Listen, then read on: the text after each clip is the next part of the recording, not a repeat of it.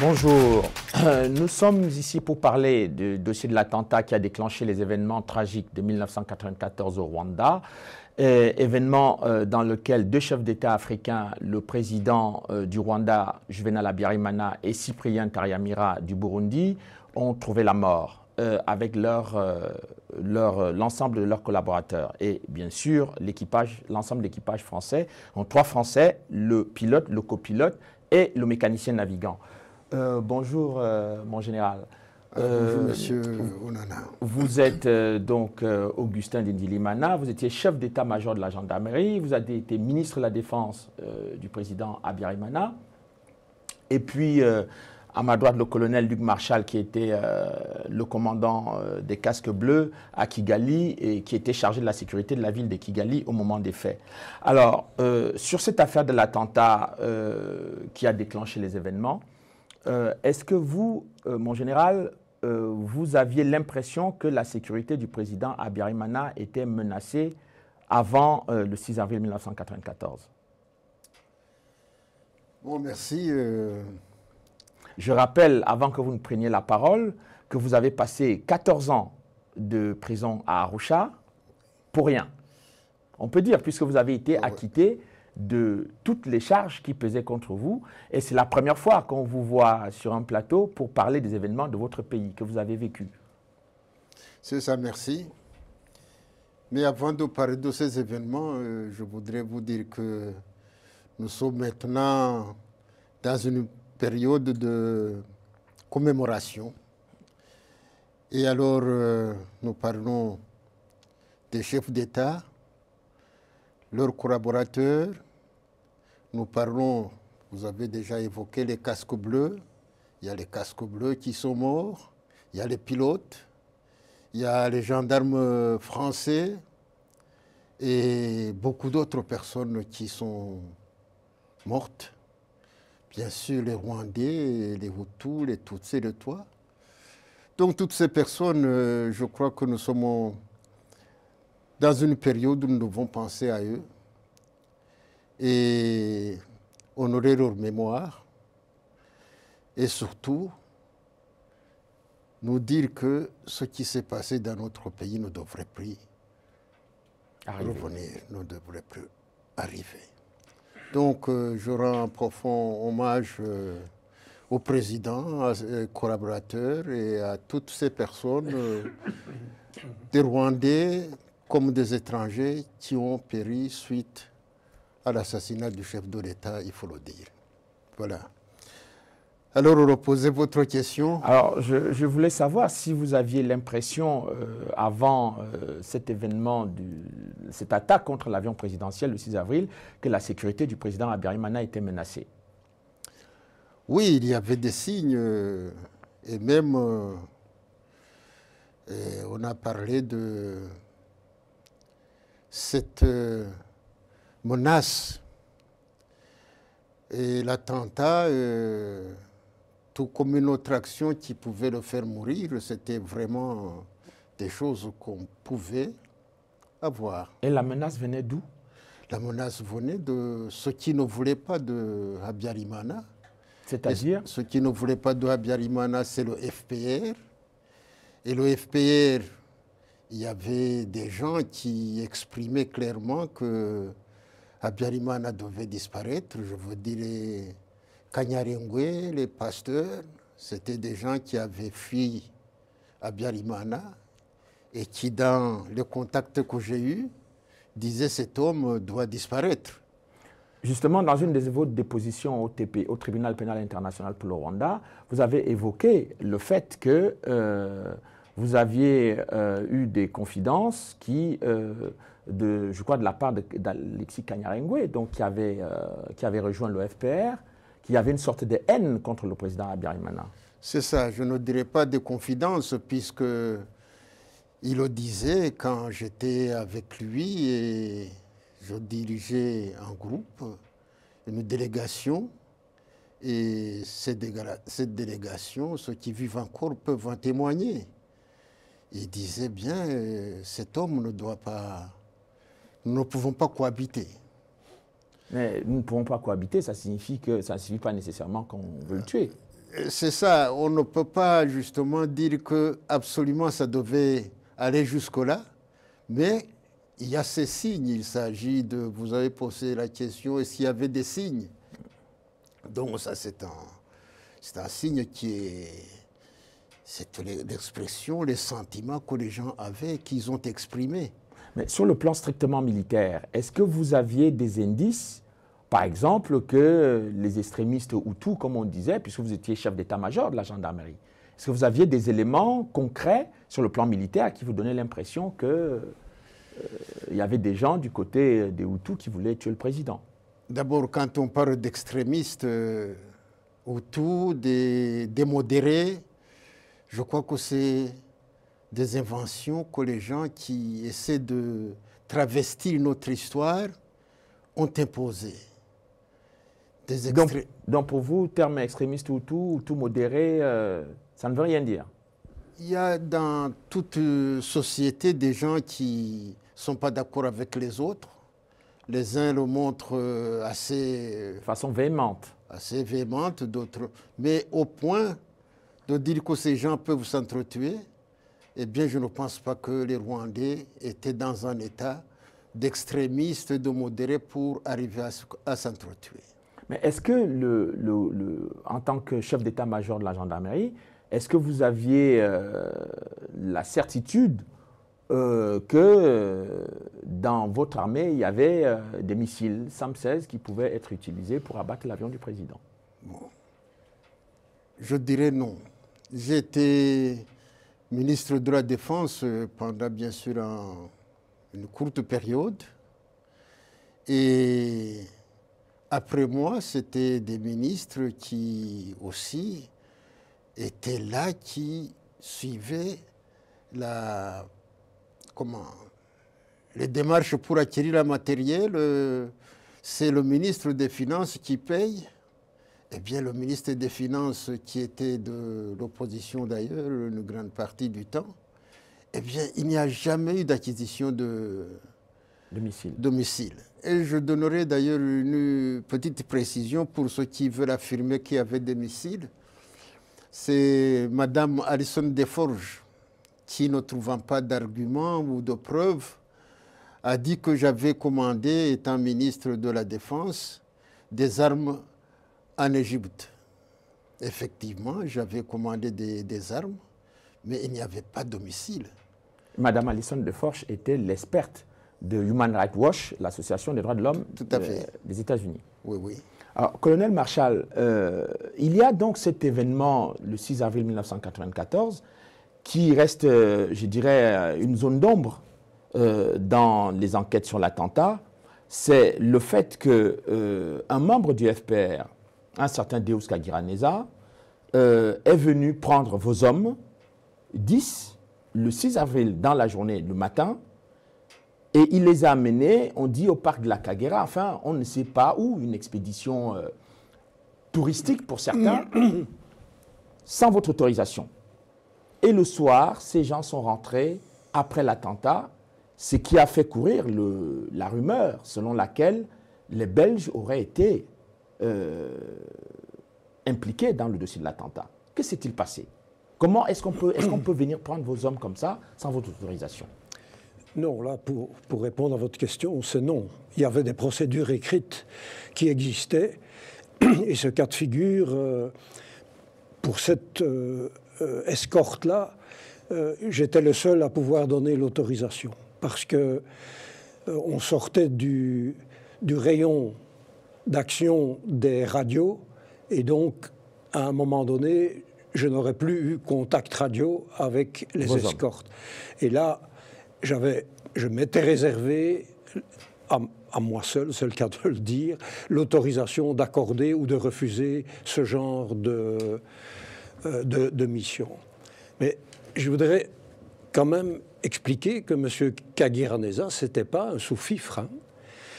En fait, il était désigné pour être parlementaire au sein de l'Assemblée nationale de transition, donc c'est déjà pas n'importe qui. Et en plus de ça, il a été préfet de Ruhengeri après la prise de pouvoir du FPR. Donc c'était au sein du Front patriotique rwandais, quelqu'un qui apparemment avait un certain poids. Alors au-delà du fait que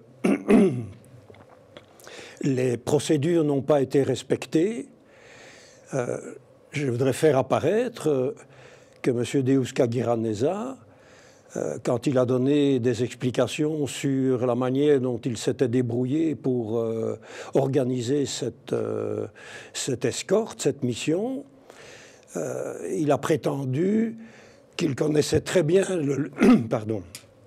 qu'il connaissait très bien le lieutenant Lotin, ce qui est impossible parce que le lieutenant Lotin venait d'arriver quelques jours auparavant à Kigali, et donc Kagiraneza ne savait pas connaître Lotin. Parce qu'avant, c'était un autre peloton qui assurait ce genre de mission, et ce peloton était rentré, et le lieutenant Lotin et ses hommes sont arrivés dans l'avant-dernier C-130, c'est-à-dire tout à la fin du mois de mars, et donc Kagiraneza ne savait pas connaître, comme il le prétend, le lieutenant Lotin.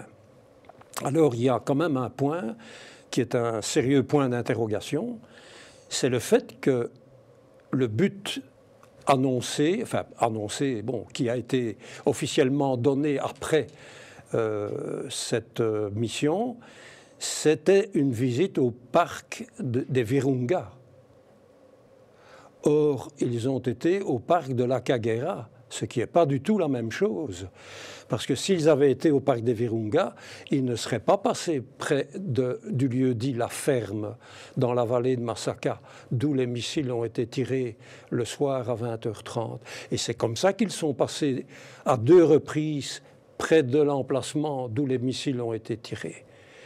Et c'est ce qui me fait penser que ce passage à proximité de l'endroit est peut-être la raison pour laquelle les Belges ont été accusés quasi immédiatement d'avoir participé à l'attentat contre l'avion du président Habyarimana.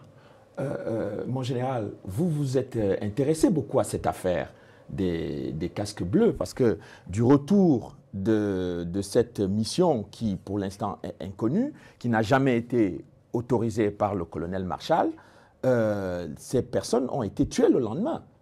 Et vous vous êtes intéressé à cette affaire. Qu'est-ce que vous avez découvert dans vos recherches? Bon, je voudrais d'abord revenir sur le point des missiles. Vous savez que quand la force de l'ONU s'est présentée, il y a eu un règlement, une méthode de travail. Et dans ces méthodes, il y avait le contrôle de nos magasins d'armes. Et nous avons donné toutes les unités de Kigali, y compris Kanombe, nous avons donné nos clés de magasins d'armes. Au colonel Marshall qui était... Oui, à ses représentants, les observateurs étaient là dans chaque camp, et c'est eux qui ouvraient les magasins pour donner les armes à ceux qui montaient la garde. Donc s'il y avait eu des missiles quelque part, absolument, ils auraient pu... La MINUSMA aurait été au courant. Aurait été au courant. Bon, pour question des casques bleus, c'est une question qui est assez complexe, compliquée, parce qu'il y a des faits qui nous échappaient. Et ces casques bleus qui sont arrivés chez Mme Agathe. Agathe qui était le Premier ministre. Qui était un Premier ministre. Eh bien, nous n'avons pas eu des informations qu'ils avaient des problèmes. Nous n'avons pas eu des informations qu'ils étaient envoyés là. Et quand nous l'avons su, moi personnellement, quand je l'ai su, c'était après la réunion des commandants des unités et des officiers d'état-major et du MINADEF, le 7 avril à partir de 10 heures. Et bien après cette réunion à laquelle participait le général Dallaire, il m'a approché pour me dire que ces gens étaient bloqués au camp. Or, comme le commandant, quand justement était passé parlé à celui qui dirigeait la réunion, le colonel Bagosora, qu'il y avait des difficultés et qu'il venait de lui dire d'aller calmer les gens et qu'il viendrait aussi s'en occuper. Moi, quand le général Dallaire m'a dit que ces hommes avaient des problèmes au camp, je lui ai dit, voilà, Bagosora va les régler. Donc, moi, j'étais convaincu. D'abord, je ne pouvais pas imaginer que la situation était aussi critique que cela. Et vers 1h, je me suis retrouvé avec le général Dallaire au ministère de la Défense. Eh bien, il m'a donné l'impression que ce problème était réglé. Mais il me paraît plutôt d'autres casques bleus qui manquaient à l'appel. 2 ou 3. Oui, vous dites justement dans votre déposition devant le tribunal pénal international, je suis le 7 à 15 h, je rencontre le général Dallaire, il me dit, il y a 2 hommes que je ne retrouve pas, ils étaient avec les autres. C'est ça. Bon, les autres, donc je n'ai pas pu... Vous ne comprenez pas ce qui se passe entre... Mais en tout cas, il ne s'agissait pas des gens qui... Ça pouvait bien être avec ceux-là qui étaient au camp. Mais pour moi, le problème de ceux qui étaient au camp était réglé. Et que c'est cela qui lui posait des problèmes quand il m'a parlé arrivé au ministère de la Défense. Alors le soir aussi, nous l'avons invité à la réunion parce que le FPR avait déjà commencé, il continuait ses opérations qu'il avait commencé d'ailleurs dans la nuit du 6 au 7, eh bien, quand nous avons tenu une réunion de crise ce soir du 7, avec le général Dallaire, eh bien, après, il m'a dit qu'il n'avait pas encore trouvé ses hommes. Moi, j'étais surpris. J'ai demandé à l'officier de l'état-major de l'armée qui assurait l'intérim à ce moment, de chef d'état-major, qu'est-ce qu'il en est des militaires de la mission des Nations Unies. Qu'est-ce qui se passe? Et alors, il m'a dit, et Dallaire, je crois qu'il a entendu, il a dit, ils sont morts. Où sont-ils? Eh bien, ils sont à la morgue. Nous sommes allés à la morgue, et là, nous avons trouvé des corps dans une situation très grave. Et vous avez compté combien de corps à la morgue? Nous avons compté 11. Nous avons compté 11 corps de militaires, si c'était tous des militaires, mais c'était 11 personnes de race blanche. En lisant votre déposition, on a l'impression que vous avez une idée sur le fait que ces personnes, les éléments des casques bleus du bataillon Letin, qui se sont retrouvés donc en promenade avec Deus Kagiraneza du FPR, soit ils en savaient trop, soit ils avaient participé à quelque chose. Ben, écoutez, au moment même, on ne peut pas savoir parce que je ne savais pas encore d'où venaient ces gens. Je ne savais pas qu'ils avaient été au parc de la Kagera. Mais c'est avec les informations qu'on a eues et après qu'on a pu dire ces gens, c'est fort possible. C'est fort possible qu'ils soient en tout cas impliqués du fait qu'ils sont passés dans cette zone d'où les missiles ont été tirés. Et puis, les informations fournies par les militaires au niveau du camp Kanombe, au niveau de la gendarmerie à Kabuga, au niveau de la gendarmerie à Rwamagana, au niveau de l'entrée du parc, on signalait pas de présence de ces gens, que personne n'était passé par là. Donc, et je pourrais ajouter encore quelque chose, c'est que on a dit que cette zone de Masaka était une zone qui était à douter quant au point de tir. Qu'il y avait des doutes sur le fait que ce soit... Oui. Eh bien, il faut ajouter que avant les événements de février, non, après l'assassinat de Gatabazi et de Boukana, Gatabazi, le secrétaire général du parti PSD, et Boukana, président du parti CDR, il y a eu quand même des troubles dans le pays, spécialement à Kigali. Et là, nous avons pris des mesures pour gérer la situation qui manifestement était aggravée par les interventions des infiltrés du FPR qui opéraient sur les routes la nuit, mettaient des obstacles dans les quartiers, provoquaient des affrontements. Eh bien, quand nous avons trouvé que nous avions des problèmes pour contrôler les axes, eh bien, les gendarmes qui étaient tout près de Masaka, qui avaient un point de contrôle, on nous a demandé, nous avons discuté avec les Minois, nous les avons retirés de l'endroit. Et Masaka est resté un point non contrôlé par les forces gouvernementales. Le FPR pouvait toujours venir s'y installer. Colonel Marchal, quel est votre sentiment profond sur cette affaire? Parce qu'on a essayé de vous mettre ça sur le dos en disant que vous ne vous êtes pas en quelque sorte occupé, sécurisé vos hommes, alors qu'en fait, ils ont été enlevés en quelque sorte par des gens à votre insu, sans votre autorisation. Est-ce que vous avez l'impression que ces 10 casques bleus ont été sacrifiés pour qu'on ne sache pas la vérité sur l'attentat? Parce que s'ils ont accompagné le FPR au parc, comme on dit, et qu'ils ont vu des choses, peut-être que personne n'avait intérêt à ce que ces gens parlent un jour ou qu'ils témoignent. Oui, bon, je n'ai pas d'idée particulière. La seule chose, c'est que je me pose toujours la question depuis plus de 25 ans et que je n'ai toujours pas de réponse.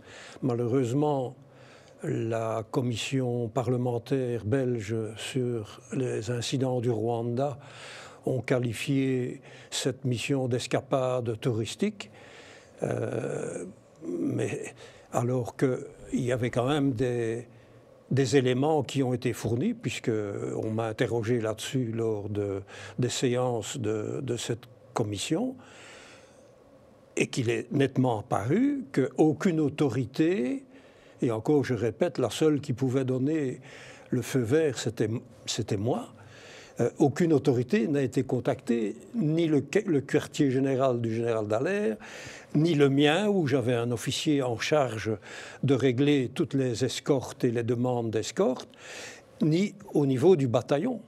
Et donc, pour moi, ça reste une question, parce que c'est pas normal que des arrangements aient été ainsi faits, en court-circuitant toutes les procédures qui existaient. Donc, pour moi, ça reste un point d'interrogation. Et je m'interroge aussi sur la rapidité avec laquelle a circulé sur les réseaux radio le fait que les Belges étaient compromis dans l'attentat. Je me suis toujours demandé, mais qu'est-ce qui justifiait pareille affirmation? Et ça, c'est arrivé très rapidement après l'attentat. Mon colonel, il y a quand même un problème grave dans cette histoire, c'est que, aussi bien en Belgique qu'en France, on ne veut pas faire la lumière sur les Français qui ont été tués dans l'attentat, tout comme les gendarmes français qui ont été tués effectivement le lendemain, le même jour que les casques bleus. Et en Belgique, on ne cherche pas à savoir pourquoi les casques bleus belges ont été tués. Mais enfin, je ne comprends pas que ce soit en France ou en Belgique, chaque fois qu'un élément peut mêler le FPR, on se tait, on met le couvercle. Oui, et il faut quand même savoir que Deus Kagiraneza est réfugié en Belgique depuis la fin des années 90, enfin au début des années 2000. Donc il est réfugié en Belgique. Il est réfugié en Belgique, oui. Et concerné par pour avoir enlevé les éléments des casques bleus, et il n'a jamais été inquiété, pas mis en prison. Il a été interrogé, oui. Et c'est tout. Mais c'est tout. Et il n'y a pas eu de suite. Non. Mais on a arrêté des Rwandais pour l'assassinat des casques bleus. Ah oui, ça oui. Ah, oui. Mais, mon colonel, qu'est-ce qu'il y a? On a peur du FPR en France et en Belgique? Bon, oui, on peut se poser la question. Hein. Enfin, la seule chose que c'est tous ces éléments-là qu'on relève, on ne comprend pas la raison profonde, hein, ou la raison sous-jacente que la situation est telle et qu'on refuse de découvrir la vérité, alors que tout le monde connaît la vérité. Hein. Donc, mais il faut évidemment une décision judiciaire pour que ça soit coulé en force de choses. Et apparemment, de tous côtés, on renonce à ce que la clarté soit faite. Je rappelle également qu'il y a eu l'enquête belge qui a été faite sur cette affaire avec le juge Van Winsen, qui était parti au Rwanda pour enquêter et qui a eu beaucoup de difficultés. À la fin de son enquête, il a dit que le FPR, en tout cas, le gouvernement de l'époque, n'a pas voulu qu'il aille au bout de ses investigations. Oui. Oui, et lui était vraiment dans une dynamique de rechercher les véritables causes de l'assassinat des 10 casques bleus. Parce que la raison pour laquelle ils ont été assassinés, c'est bien parce qu'un sous-officier des forces armées a crié à leur arrivée au camp Kigali, voilà ceux qui sont responsables de la mort du président. Et c'est ça qui a déclenché la fureur des soldats qui étaient rassemblés. Donc, la mise à mort, c'est bien parce qu'on les rend responsables de l'attentat. Et en Belgique, on n'a pas cherché au-delà du major Touyahaga, qui les a transportés dans le car pour les amener au camp Kigali. Oui.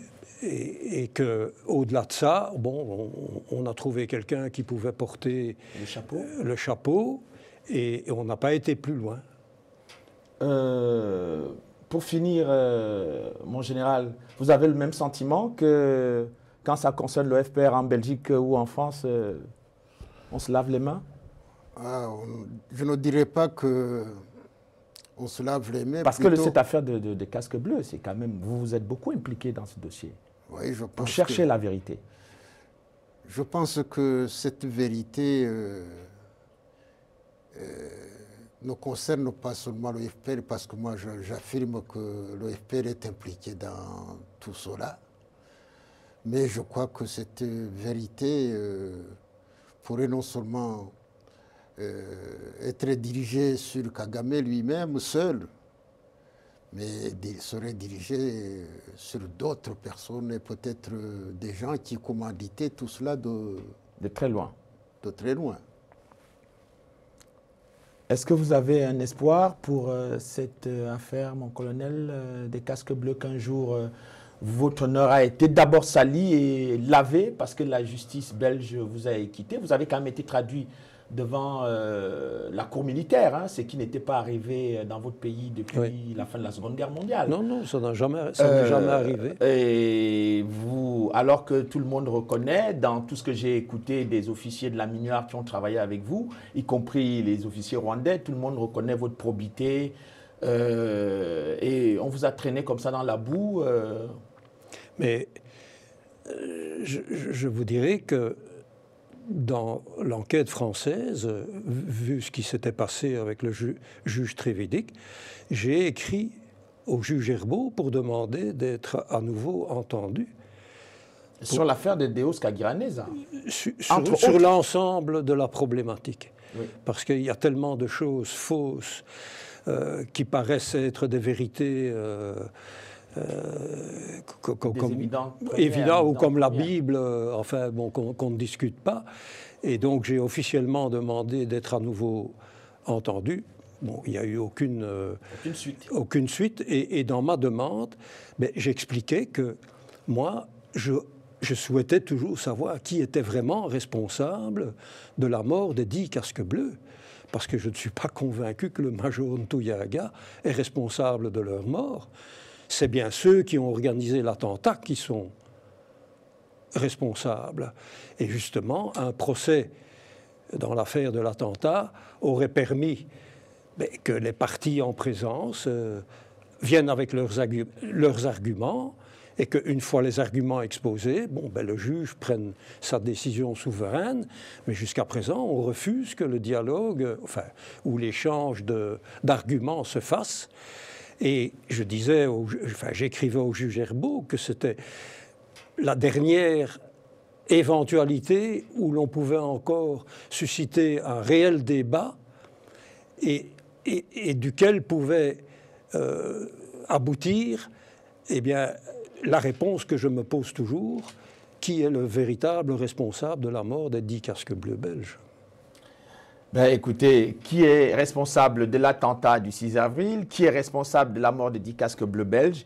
Eh bien, nous sommes ravis de constater qu'il y a toujours, ravis, peut-être n'est pas le bon mot, mais pour dire que le travail que nous faisons, nous devons continuer à poser des questions, parce que pour l'instant, les réponses ne sont pas satisfaisantes. Je vous remercie beaucoup. Quand même, oui, nous parlons de l'attentat. Des chefs d'État qui ont été tués, nous parlons des casques bleus, mais il y a ces gendarmes français. J'ai vu qu'en certains moments, on parlait de l'enquête sur la mort des gendarmes français et qu'il n'y avait pas eu de véritable enquête. Non, il n'y en a pas eu. Je vous confirme. Et là, je ne sais pas. C'est une enquête aussi, enfin c'est une affaire qui semble mêler également le FPR. On dit que le FPR aurait assassiné les 2 gendarmes français à Kigali. Pour moi, il n'y a pas de doute. Le FPR est sorti la nuit du 6 au 7. Il a occupé ce quartier de Katirou, où habitaient ses coopérants, ses gendarmes. Et il y a beaucoup de témoignages, notamment les gens qui ont cru que parce qu'il y avait des militaires français, des gendarmes français, ils pouvaient fuir chez eux. Pour aller ils ont trouvé qu'ils étaient déjà encerclés le 7 au matin. Et puis, celui qui était mon conseiller à l'état-major de la gendarmerie, le colonel Damy, en français, il m'a demandé de l'aider pour aller rechercher les corps. Les gendarmes n'ont pas pu accéder aux habitations de ces personnes parce que le FPR avait pris position, organisé défensivement cette zone. Donc, il y a quelque chose. Il y a des choses qu'on cache, la base. On ne veut pas dire que c'est le FPR qui a tué ces gens, alors que c'est clair. C'est clair, c'est le FPR qui se trouvait là. Et la population a vite vidé les lieux. Donc, tout ça qui concerne le FPR...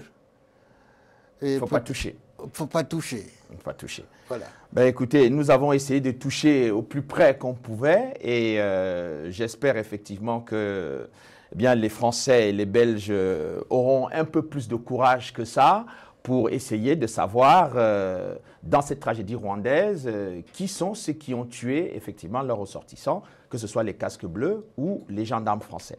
Je vous remercie beaucoup, mon général, et je suis ravi de vous avoir eu parce que c'est la première fois qu'on vous retrouve. Et vous allez être indemnisé après les 14 ans que vous avez passés au tribunal pénal international pour rien? Je ne pense pas. Et je ne pense pas à cette indemnisation. Je pense plutôt à ces personnes, je voudrais que ça soit aussi enregistré. Je pense à ces personnes qui sont passées devant le tribunal, comme moi, qui ont été acquittées, d'autres qui sont libérés après avoir purgé leur peine, et qu'on ne veut pas... Ils n'ont pas le droit de rejoindre leur famille. Le droit élémentaire. C'est ça, c'est ça. Ces gens, je dis que c'est justement dans cette politique de cacher, ce sont des témoins qui disent non, ce qu'on a raconté sur le Rodam rwandais jusqu'à aujourd'hui, c'est faux. On continue d'alimenter le mensonge. Nous, voilà ce que nous avons vécu. Eh bien, ces gens, ils doivent rester cachés. Rester cachés. Bon, merci, mon colonel, de nous avoir aidé à avancer un peu plus dans la réflexion et le questionnement. À très bientôt. Merci.